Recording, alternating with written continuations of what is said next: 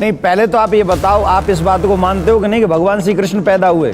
कभी पैदा नहीं होते, भगवान हमेशा प्रकट होते हैं। उन्हीं कृष्ण की छवि को जामा मस्जिद की सीढ़ी के नीचे गाड़ दिया गया और आज भी उसके ऊपर होके जा रहे हैं। भाईचारे का मतलब ये है कि हम मस्जिद दे दें? नहीं, 3 जगह हमें मंदिर बनाने दो, हम तुम्हें 300 मस्जिद बना के देंगे।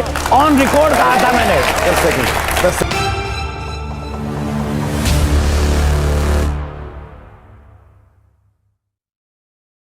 नहीं, पहले तो आप ये बताओ, आप इस बात को मानते हो कि नहीं कि भगवान श्री कृष्ण पैदा हुए? बिल्कुल, जब दुनिया में आए तो पैदा हुए। नहीं हुए कि नहीं? हाँ बिल्कुल पैदा हुए। आपसे पूछा ही नहीं, आप क्यों बोलते हो बीच में भाई? अभी मैं हाथ जोड़ रहा हूँ, जब तक सामने थोड़े पैदा हुए उनसे वो तो मान रहे हैं, वो तो मान रहे हैं। एक मिनट देखिए, प्रॉब्लम यह है कि जब आप बोलते हैं तो मैं नहीं बोल रहा हूँ, और जब वो मुझसे पूछ रहे हैं तो मुझे जवाब देना ही पड़ेगा। प्लीज।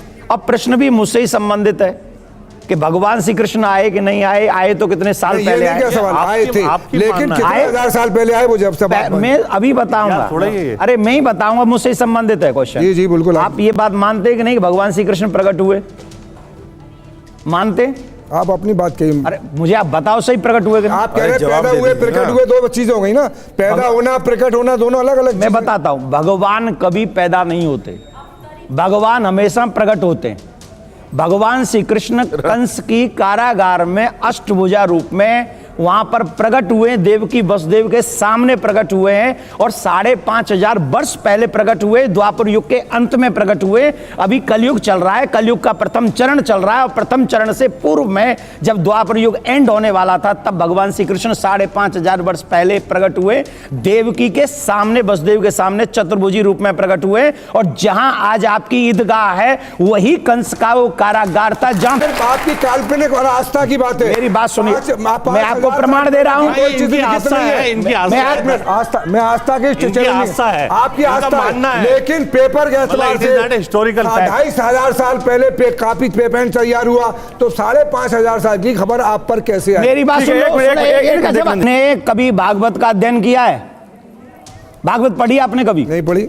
सुनी है कभी? हाँ सुनी है। सुनिए, हमारे आर्यन आर्य टीचर थे, वो हमें टीचर की बात मत सुनाते थे और ये कहते थे ये काल्पनिक बातें, इसमें सत्यता नहीं है। इसलिए मेरा निवेदन है, कौन क्या कहते थे? आर्यन आर्य हमारे टीचर थे, वो पढ़ाते थे, और हमने जितनी महाभारत और गीता सुनी है उन्हीं से सुनी। अच्छा हाजिर, मस्जिद अक्सा पर तो आपकी श्रद्धा है, मस्जिद अक्सा को तो आप मानते हैं, आप तो यहाँ नहीं रहते हैं और हमारे धन के बारे में प्रश्न उठाते हैं। हम नहीं मानते मस्जिद अक्सा को, हम नहीं। आप इनको आपको खा जाएंगे। मस्जिद हम तो कानून को मानते हैं। झगड़ा चल रहा है। मंदिर और मस्जिद मेरे लिए इस वक्त कुछ भी नहीं है। मुझे जो है संविधान और कानून की जो है कहते हैं इस वक्त हिफाजत करनी। ठीक है, यहाँ पर जो डिस्कशन चल रहा है वो इतिहास को, कानून को, आस्था को, सबको मिला दिया गया है।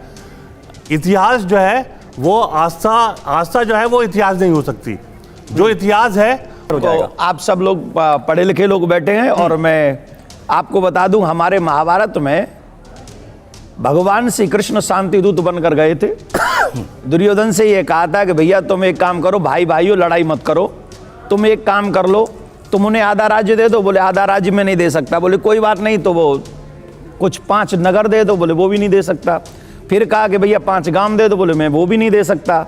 उन्होंने कहा 5 घर ही दे दो, महल ही दे दो। बोले मैं वो भी नहीं दे सकता। तो अंत में उसने कहा बिना युद्ध न केशव, मैं बिना युद्ध के कुछ दूंगा ही नहीं।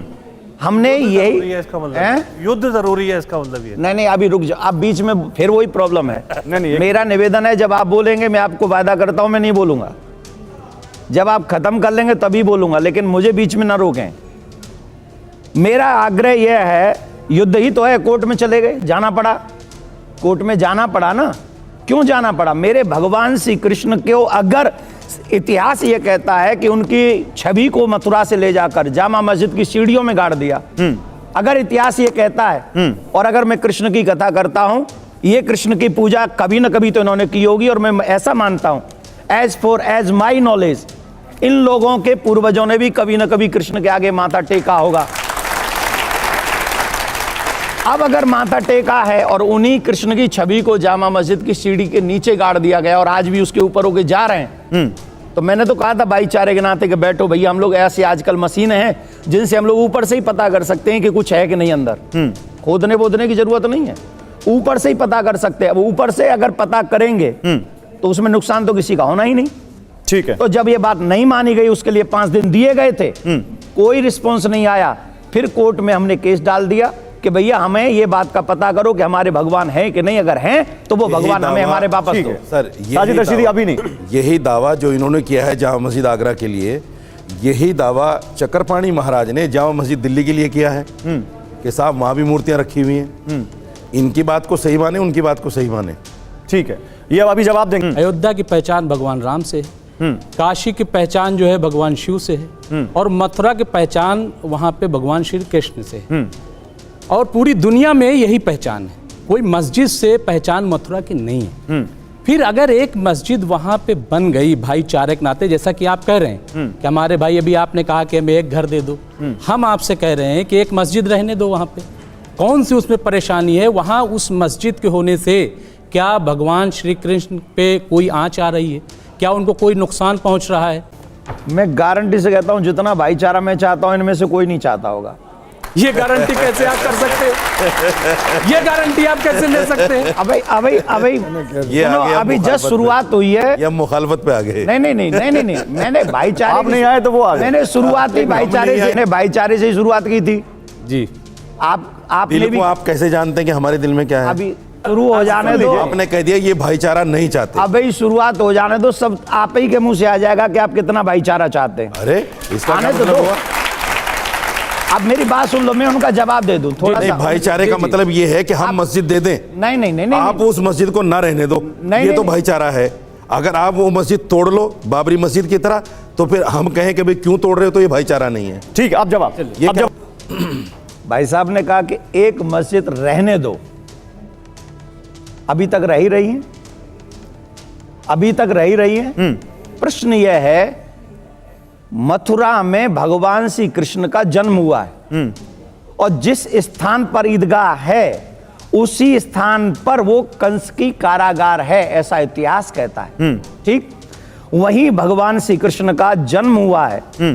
भाईचारे की बात ये कर रहे हैं, तो जहां भगवान श्री कृष्ण का जन्म हुआ है वहां आज कोई भी कृष्ण प्रेमी जा नहीं सकता। वहां पुलिस वालों ने उनको रोक के रखा हुआ है कि जन्म स्थान पे आप नहीं जाओगे, जो बाहर पूजा का स्थान बना रखा है आप वहां जाएंगे।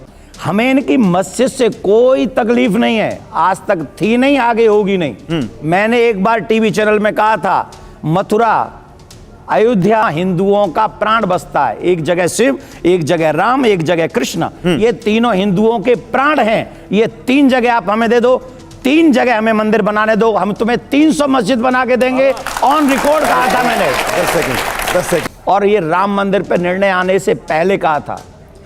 आज भी इस स्थिति में कोर्ट से ही ऑर्डर आया राम मंदिर का, आपने भाईचारा नहीं निभाया। वो ऑर्डर नहीं है, अब मेरी बात एक वो समाधान है। नहीं, बहुत समाधान है, ऑर्डर नहीं है, ऑन मेरिट ऑर्डर नहीं है।